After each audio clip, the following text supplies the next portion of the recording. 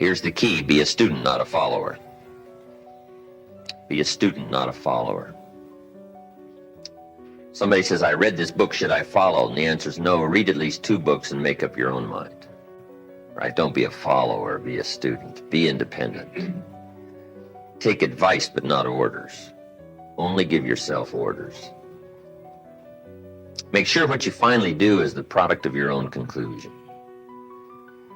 That's what university's for, to debate all the ideas, not just to buy them all, debate them all, and then decide what's best for you, where to go from there. But university's a great place to hear an exchange of ideas on a wide variety of major life topics, and that's what it's all about, taking the time to go through it. Now, what I'd like to give you is what I think are the 5 major pieces to the life puzzle. 5 major pieces to the life puzzle. If we can study each of the pieces and then put it all together, the chances of it running well are just a lot better. Mr. Schoaf gave me a simple formula when I first met him, and let me give it to you. He said there's usually about a half dozen things makes 80% of the difference. I thought that was a good formula. I've applied that to a lot of things. There's usually about a half dozen things makes 80% of the difference. There's about a half dozen wealth things, about a half dozen health things that can give you the 80% solution to the problem. Then Mr. Schoaf said, be a student of those half dozen basic things. Pretty good advice. Success is not doing extraordinary things. Success is doing ordinary things extraordinarily well. So if you just learn to do it well, key things well, learn to speak well. Poor people can talk and rich people can talk. Looks like rich people talk better. It's just learning a skill with a high degree of precision. Learning to speak is called survival. Learning to speak well is called success. So we can speak well enough to survive, or we can speak the extra well enough to succeed. So let me give you what I think are fundamental pieces to life, and we'll take it from there.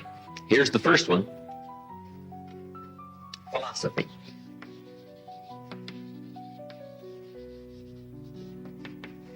Pretty well-known word on the university campus, philosophy. Philosophy, in very simple terms, is simply what you know.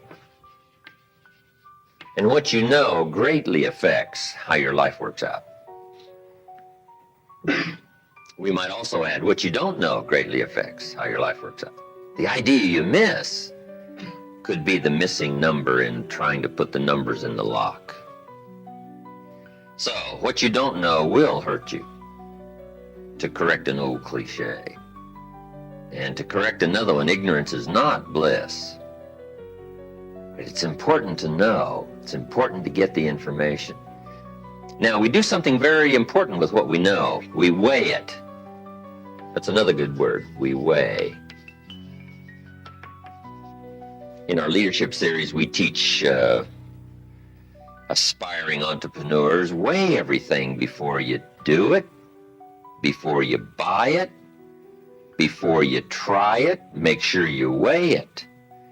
Everything you get ready to do, you got to decide whether it's a major or a minor, and you don't want to give minor things major time.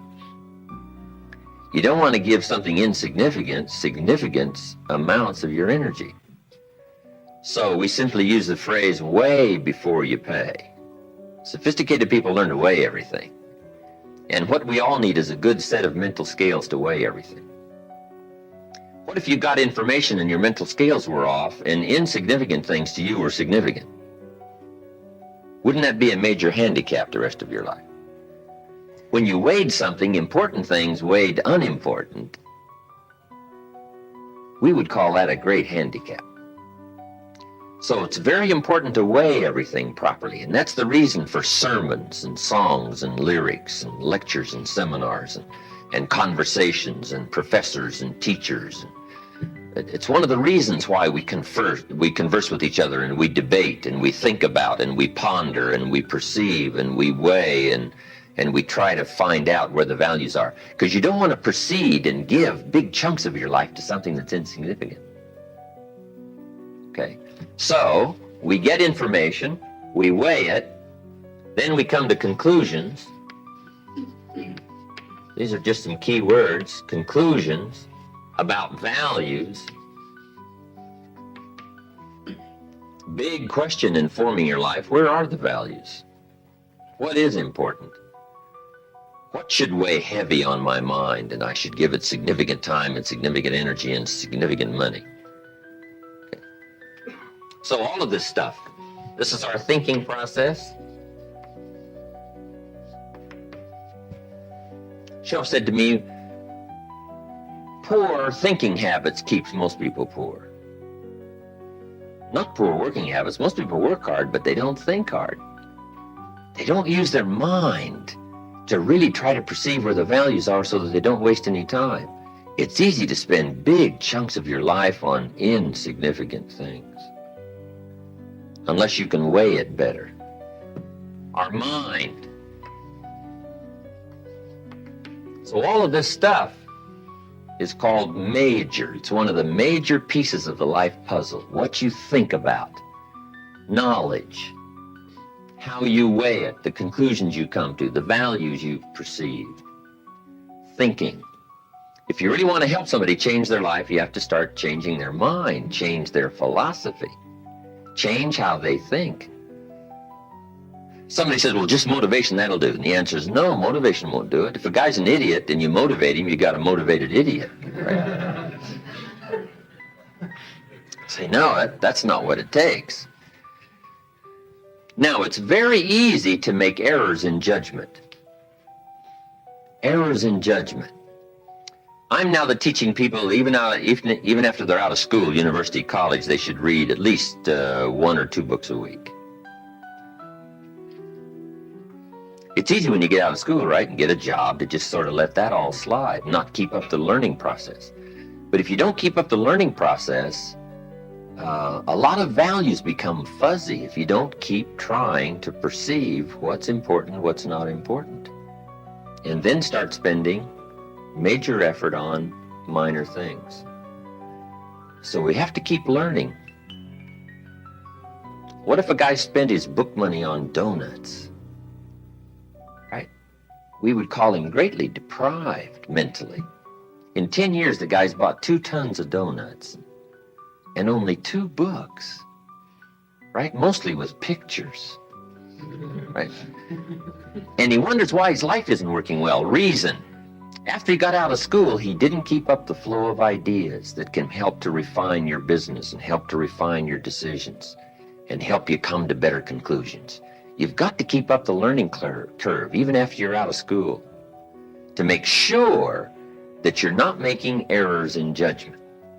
The reason why most people wind up average at age 40 instead of rich is simply an error in judgment about what to do with your money. What would you suggest a 15-year-old start as a plan to do with their money so that by 40 they're rich instead of average? Got to have a good plan, right? If you start making errors early with your money, those errors can make your life mediocre instead of rich. You wind up with pennies instead of fortune. And you wind up with crumbs instead of a feast, simply because early you made errors on what to do with your money. The guy says, well, it's only $10.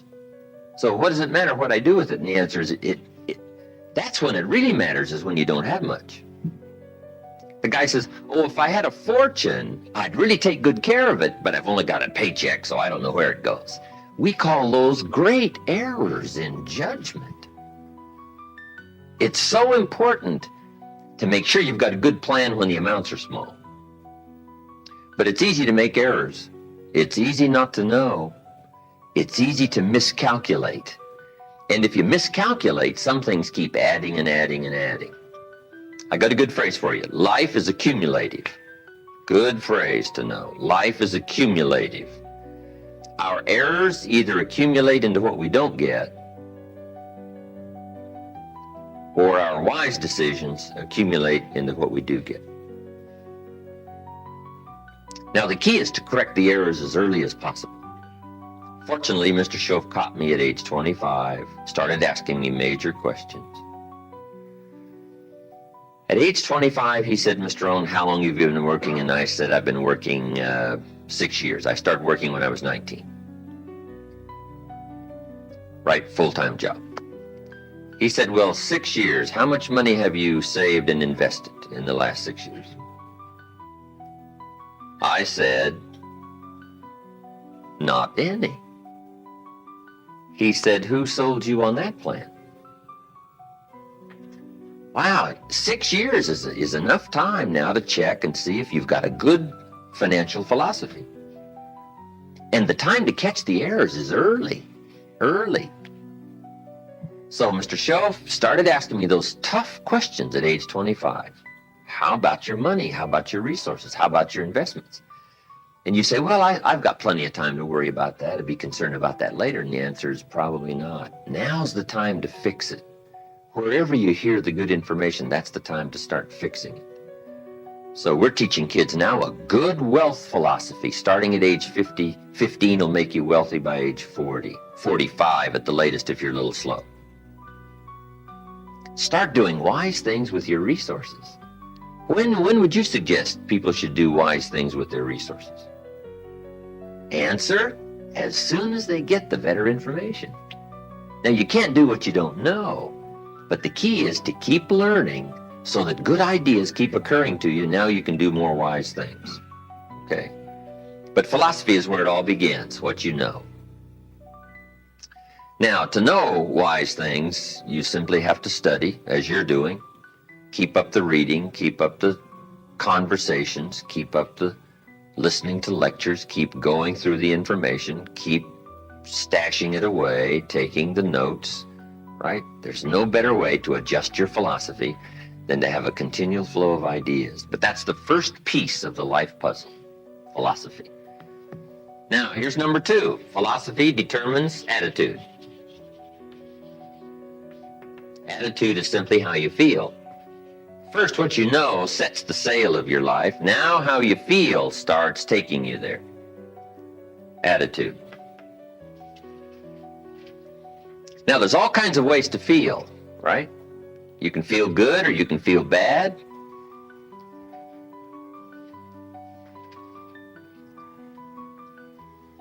Here's one attitude. If this is all they pay, I'm not coming early and I'm not staying late on the job. That's an attitude, right? If this is all they pay, I don't come early and I don't stay late. Now, do you suppose that attitude, if you carried it through the rest of your life, do you suppose that attitude would greatly affect your life as the years unfold? The answer is overwhelmingly, of course. Here's another attitude. No matter what they pay, I always come early and I always stay late to invest in my own future. Isn't that fascinating? Attitude is by choice. You can either choose to come early or you can choose to come late. You can either choose to leave early or you can choose to stay late. Attitude's a matter of choice. Now, to make wise choice, we need educated attitudes. Emotions must go to school to learn where the values are. Okay? Good phrase. Emotions must go to school.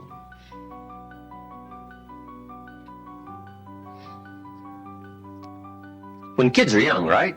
A 3-year-old, falls on the floor and kicks his feet and screams. We say, well, that's okay when you're 3, but it isn't okay when you're 30.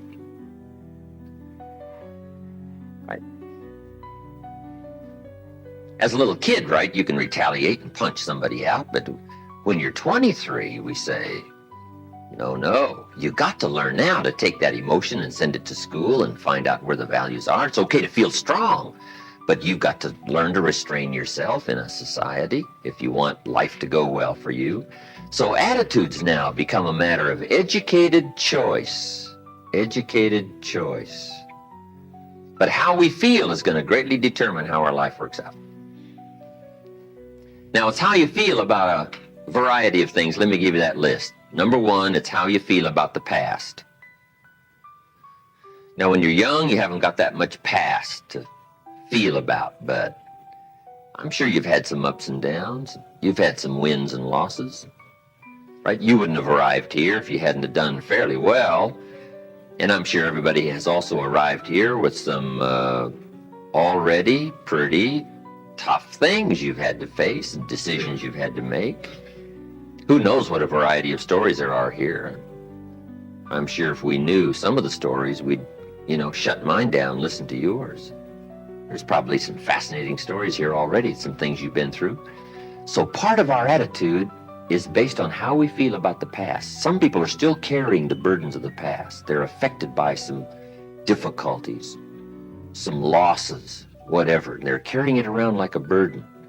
Instead of using the past as a school, they're using it as a threat to their life.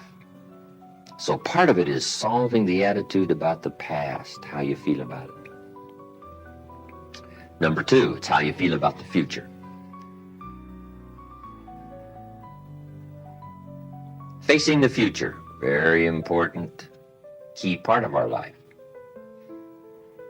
Now, there's 2 ways to face the future. Here they are. 1, anticipation. That's one way to face the future, anticipation.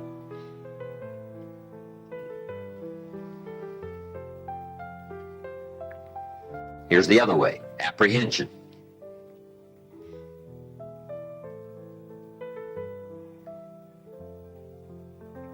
Now, most people face the future with apprehension, primarily because they bought somebody else's view. They don't have their own future well designed.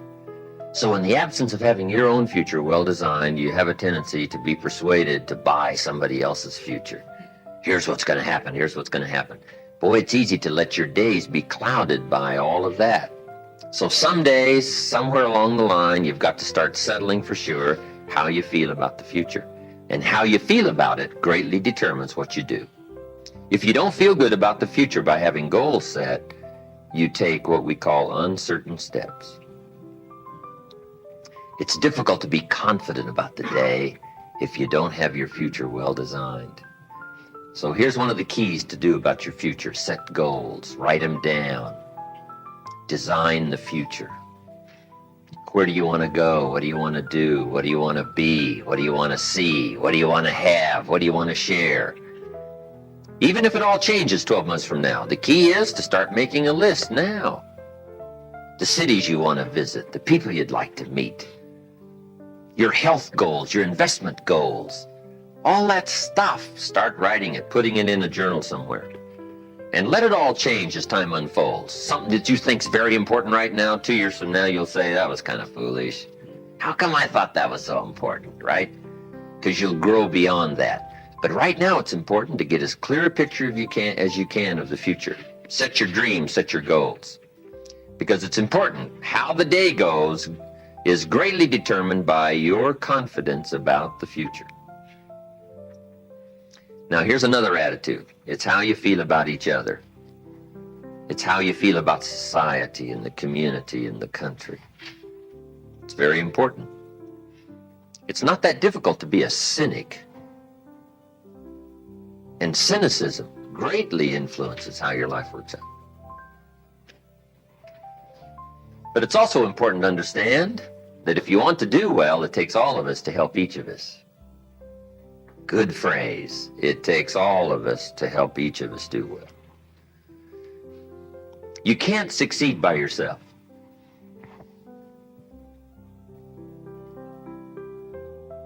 It's hard to find a rich hermit. You can't succeed by yourself. You need a market. You need a society. We need each other's ideas. We need each other's collective ideas. Collective participation in the marketplace, society. Okay. So how we feel about each other, very important. Now here's the big one. It's how you feel about yourself. How you feel about yourself. Self-esteem, understanding your own value. Boy, if new discovery starts to unfold for you, that you've got the brains, you've got the talent, all you need is instruction, all you need is some coaching, all you need is some help, all you need is some advice, some experience. If you're headed down the wrong road, hopefully somebody's already been down that road where the bridge is out. And they come back saying, don't go this way anymore. The bridge is out. So we take somebody else's advice and we say, wow, I'm glad you came along. I'm heading down this road. So learning from other people's experiences, picking up all the ideas so that we can feel good about ourselves. You've got the talent, you've got the skill. That's what university's for, school is for, is to help guide all this available potential. And there isn't anybody here that hasn't got the potential to become wealthy and powerful and sophisticated and influential and live uniquely. That's all within all of your reach. Some people live unfortunate lives of tragedy and despair, but that's not here. You've become those few percentage points that have the unusual gift of association and awareness and exposure to the best that the country has to offer. And here you are at a well-known university with all the chances and all of the opportunities within your reach. And with your brains and with your potential and your power and your drive and your incentives, no telling what miracles you can go do and what unique things you can accomplish.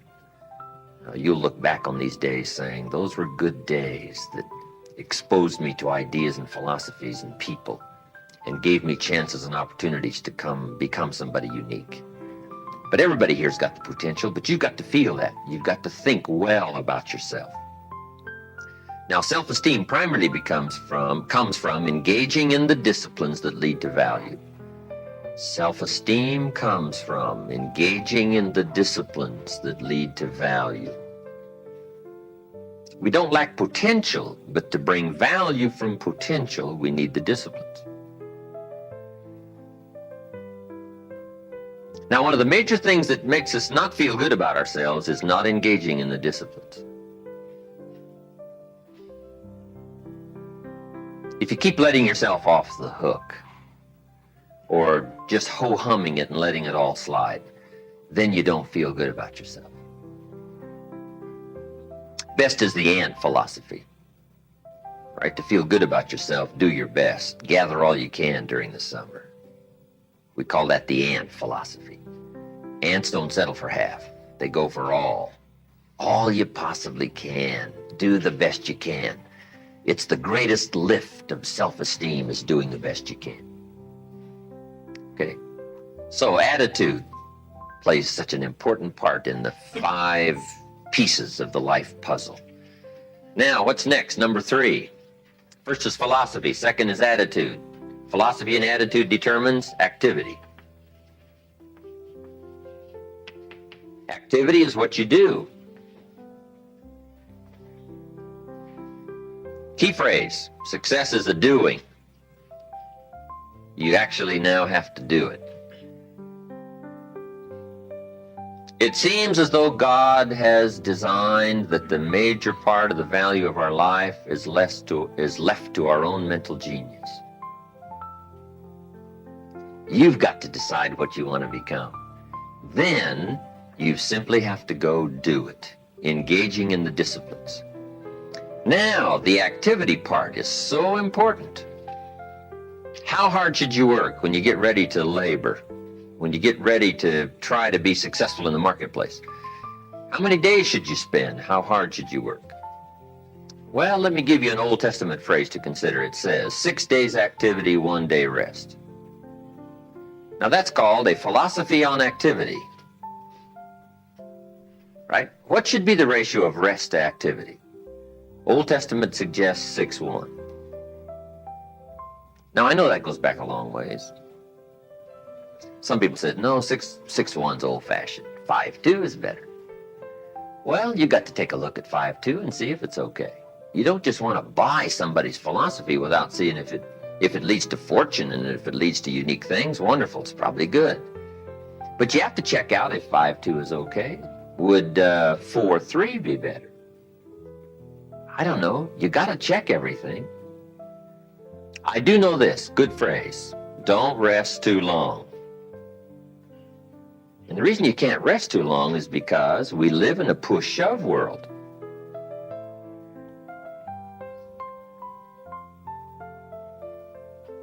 Key phrase, it's a push-shove world.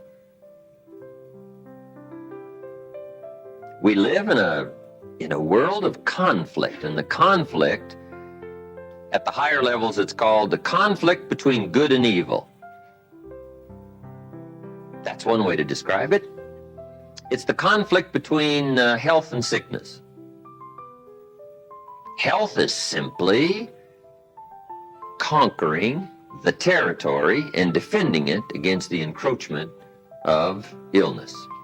Guess where illness always seems to be? Testing the outer edges of your health plan. It's push-shove world. So you can't relax too much and you can't rest too long. If you rest too long, the weeds take the garden.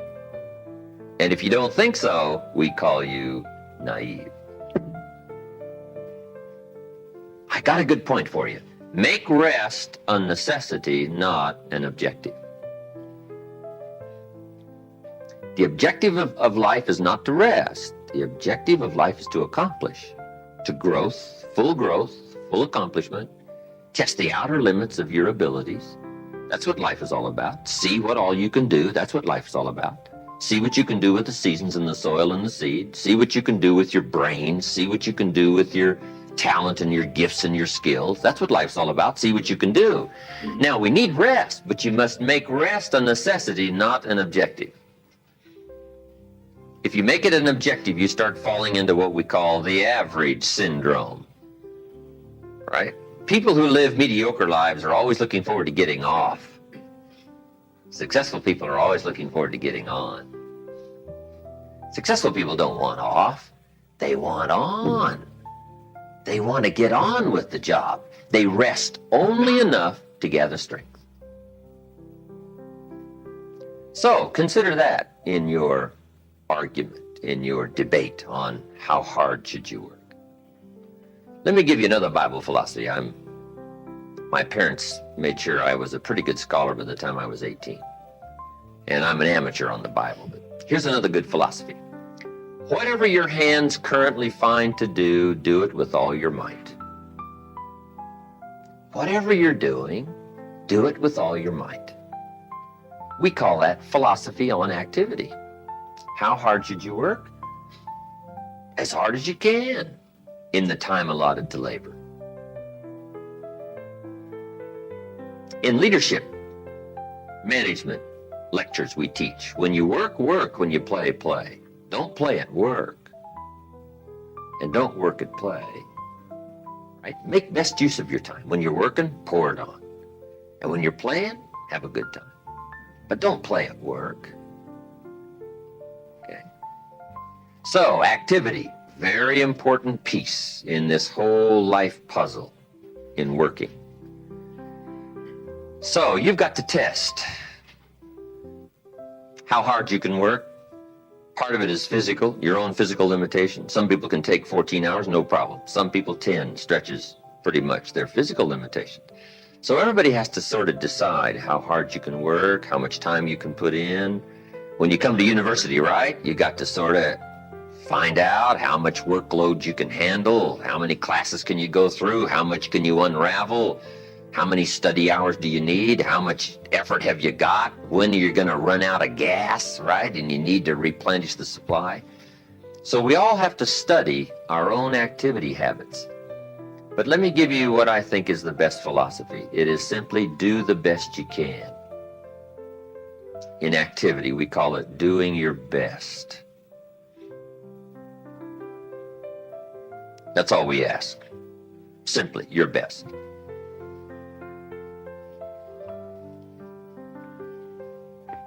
If you want to put together a championship team, one simple requirement for all those who participate, just do your best. If everybody does their best, whatever that brings us to, number one, number two, wherever we arrive when the final count is made is okay if we all know when it's over, we did our best. A man asked me one time, he said, I'm making about $50,000 a year, isn't that enough? What would you tell somebody? A businessman said to me.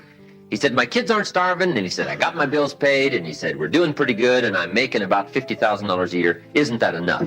He asked me.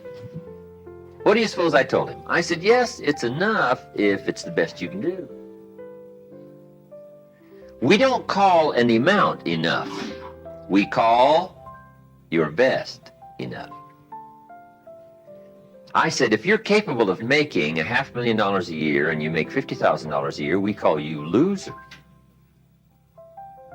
And we don't call you loser because of the difference between 50,000 and $500,000. We call you loser because you're not doing your best. If you do your best and you make $10,000 a year, that's enough. If you do your best and you make $1 million a year, that's enough. Enough is not the difference between 10,000 and 1,000,000. Enough is simply doing the best you can. So that's the key to the good life. When the day is finished, if you say, did I do my best? And if I'm not doing my best, why not? Have I got some errors in my philosophy that says, hey, half effort's okay, just slide by, ho-hum it, cross your fingers and everything will work out, hopefully. Say, no, I don't want to take those kind of chances. I don't want to drift. Okay? So activity. Just put a big question mark on activity and say, here's a major piece of life to keep checking. Make sure I'm doing my best. That's all I require, my best. A group of psychiatrists asked me to come and lecture for them in Los Angeles one time, which I thought was interesting, since I only went to 1 year of college. And then in the middle of my lecture, I had the audacity to say, ladies and gentlemen, let me tell you what I think most messes with the mind. They said, what do you think most messes with the mind? I said, I think what most messes with the mind is simply doing less than you can. It sets up all kinds of psychic problems, doing less than you can. Guess when you really feel good about yourself? When you've done the best you can. You don't even have to win the full prize if you do the best you can. We call that the ultimate winning, doing the best you can. Wow, there's nothing like the soaring self-confidence that comes from putting out what we call full effort. In whatever you do, it's called full effort. Okay. So activity. Now, activity leads to what? Number 4. Philosophy, activity, attitude leads to number 4, results.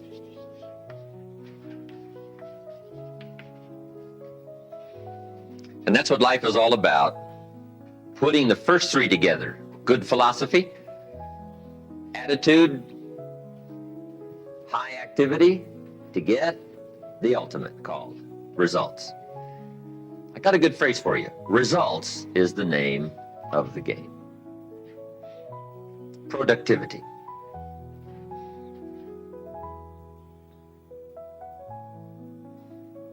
Now, the challenge of life is a very simple phrase. Let me give it to you. I think you'll find it interesting to at least ponder. The challenge of life is to make measurable progress in reasonable time. Measurable progress in reasonable time.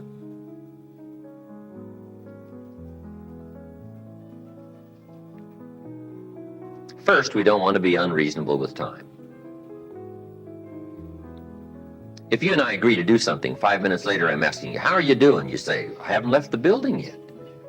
You can't ask in 5 minutes. 5 minutes is too soon. That's unreasonable. Now, if I don't ask you for 5 years, we call that too late. You can't wait 5 years and you can't go 5 minutes, right? We all have to learn what is reasonable time to expect somebody to make progress, to grow, to change, to develop. So all of us have to learn, especially if you're going to become leaders, entrepreneurs, if you're going to have management responsibilities and work with people, you got to understand what is reasonable time. We don't want to be unreasonable with time. But here's what else we expect. Measurable progress in reasonable time. How many years should the child spend in 4th grade? Approximately. About 1. You say, well, if they're nice kids, would you give them 3 or 4? You say, no, you can't spend 4 years in 4th grade. It's unacceptable. We put on the family pressure. We put on peer pressure. right? We put on all kinds of pressure. You can't spend 4 years in 4th grade. Now, wouldn't that be interesting if we applied the same kind of social pressure all of our lives? What would be acceptable to society for wise investments to have been made by age 30 so that you can really properly take care of yourself and your family? Somehow we've missed those standards, right? Shouldn't it be popular to be wealthy by age 40? And shouldn't we look at somebody who by age 45 is not at least financially independent saying, where have you been? Tibet? Bangladesh you probably have spent. You mean you've been here all this time? Right? Shouldn't we make it a bit unacceptable not to be well off in what we call reasonable time? But what if a guy spent his potential fortune on non-essentials from age 15 to age 45? Shouldn't we call that unacceptable? Shouldn't teenagers ask their parents, how come we're not rich? We live in a rich country. This is America. Aren't those good questions? How about the wisdom of a good plan versus a poor plan? What if a man was a farmer and he ate his seed corn? Instead of planting it, he ate it. Wouldn't we make arrangements to go get his children? And say, the kids aren't safe. The man's insane. He eats his seed corn. He doesn't plant it. Wow. I just offer that as kind of an interesting question. If we make such pressure demands for 4th grade, why shouldn't we make those same pressure demands for the rest of life? Interesting question, right? Good debatable question. Now, part of it is society eases back on us as far as ongoing demand of results. But here's what I'd ask you to do. Make the demands on yourself. I'm asking you not to let yourself off the hook. Society will let you get by with far less than you want to be.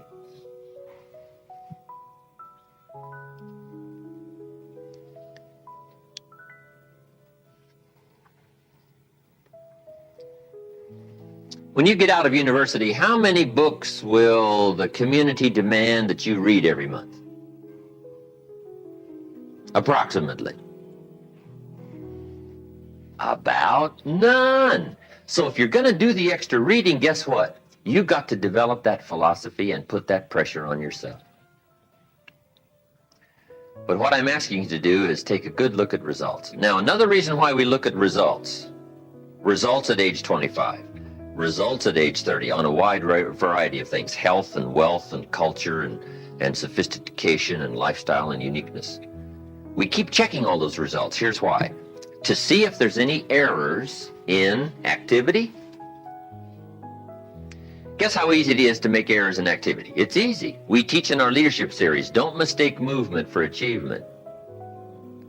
Boy, sometimes it's easy to be faked out by being busy. Guy's busy 10 hours a day, but he's going in figure eights. The guy's not making progress. He's stalled, but he's busy. And he thinks being busy is going to do it. Say, no, you got to be busy doing the right things. So maybe you need activity fixed. Maybe you need attitude fixed. Who knows? The guy who says, since they don't pay well, I come late and leave early. We say, John, that's going to affect you all your life. And you've probably got the results to show it. Or maybe we need a correction of philosophy. That's why we check results. Now, here's the last piece in the life puzzle. It's called lifestyle. Lifestyle is simply how you choose to live.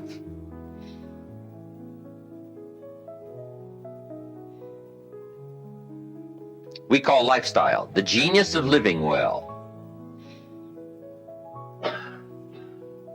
Now, here's what's exciting about lifestyle.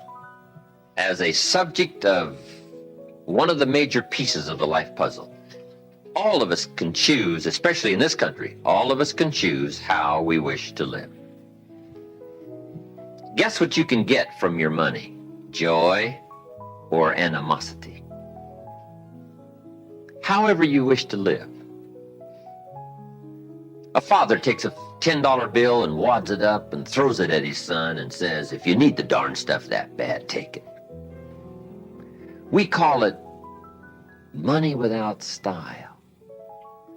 The father's got the money, but he doesn't have the style. He studied economics, but he didn't study happiness. So let me give you the phrase. Happiness is an art, not an accident. Some people have figured out things economically, but they haven't figured out lifestyle to live well. Culture is a study. It's not an amount. Somebody says, if you have an amount of money, you'll be cultured. And the answer is no. Cultured is a study. Culture is a refinement of the mind. To be cultured, you must study culture and practice culture. Money doesn't solve the culture challenge. Money doesn't solve the happiness challenge. To be happy, you got to study and practice happiness. And Mr. Shove taught me all the simple ways to get joy from substance. A sophisticated gentleman knows that a rose on time is more valuable than a $1,000 gift too late. It's not the amount that counts, it's the genius that counts. It's the ideas that count. So here's what I'm challenging you to do. How to be happy with what you've got while you pursue what you want. And I'll give you time to make a note of that phrase because I think it's so important to wrap it up. How to be happy with what you've got while you pursue what you want.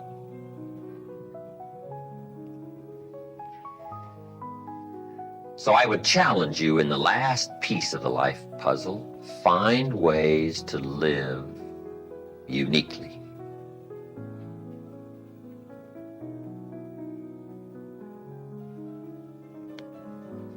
Now, if you look at your life on all these 5 pieces, this is why I'm asking you to just go back through and review these notes. How am I doing on philosophy?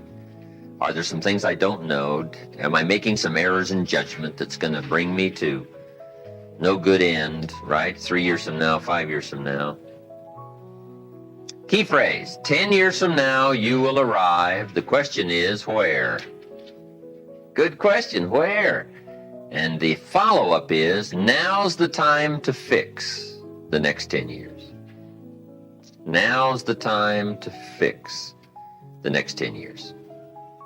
And hopefully, with the discussion of these 5 subjects, we've given you some viewpoints, at least from my experience.